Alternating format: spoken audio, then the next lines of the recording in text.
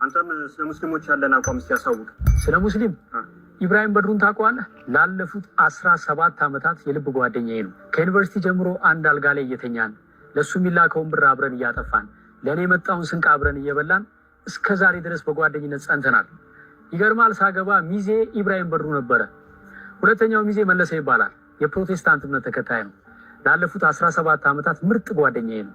ለሱ የተላከ ገንዘብ የኔ ነው፣ ለእኔ መጣ በሱ የሱ ነው። እስካሁን ድረስ በጓደኝነት አብረን ዘልቀናል። የልቤን የማማክረው ሚስጥሬን የምነግረው እድገቴን የማሳየው ጓደኛዬ ነው። ኢትዮጵያዊ የሆነ ስለ ሙስሊም ያለህን አቋም ንገረኝ ስትል ትንሽ አታፍርም? ኢትዮጵያዊ ስትሆን የሌላውን ሃይማኖት አክብረ ሌላውን ወደ የራስህን ደግሞ አምነህ አምልከህ ትኖራለህ። እኔ ከኢብራሂም ጋር ኮሮና በገባ ወቅት አንድ ቤት ነበርን። ወቅቱ የረመዳንና የአብይ ጾም ነበረ።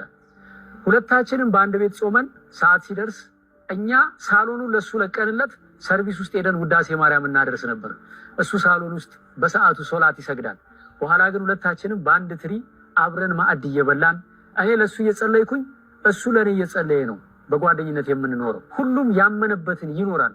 ሁሉም መልካም ነው ያለውን ለወንድሙ ይመኛል።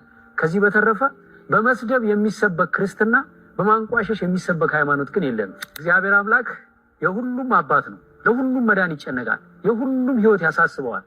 እኔ ስለ እግዚአብሔር ብዬ ብሳደብ ስድቡ ኃጢአት ሆኖ ያስወቅሰኛል እንጂ ጽድቅ ሆኖ አይቆጠርልኝም። አንተም ስለ አላህ ብለህ እኔም ብትናገረኝ ዋጋን በሰማይ ታገኘዋለህ። እኔ ስለ ሙስሊም ያለኝን አቋም ዳሩ ሰላም መስጊድ ሂድና ኢብራሂምን ጠይቀው። ብቻ ምን አለፋ ኢትዮጵያ የሆነ ስለ ሙስሊም ምን አቋም አለ አይባልም።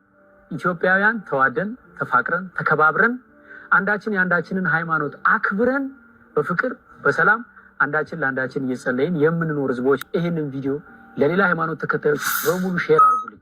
ሀሳቡን ከወደዳችሁት ላይክ አድርጉ። የእናንተን ሀሳብ ግን ጻፉልኝ። ምን ታስባላችሁ? ያወራሁትን ነገር መተቸትም መደገፍም ይቻላል። ቪዲዮ እንዲደርሳችሁ ቲክቶኩን ፎሎ አድርጉልኝ። ይህንን ፔጅ ብቻ እወዳችኋለሁ።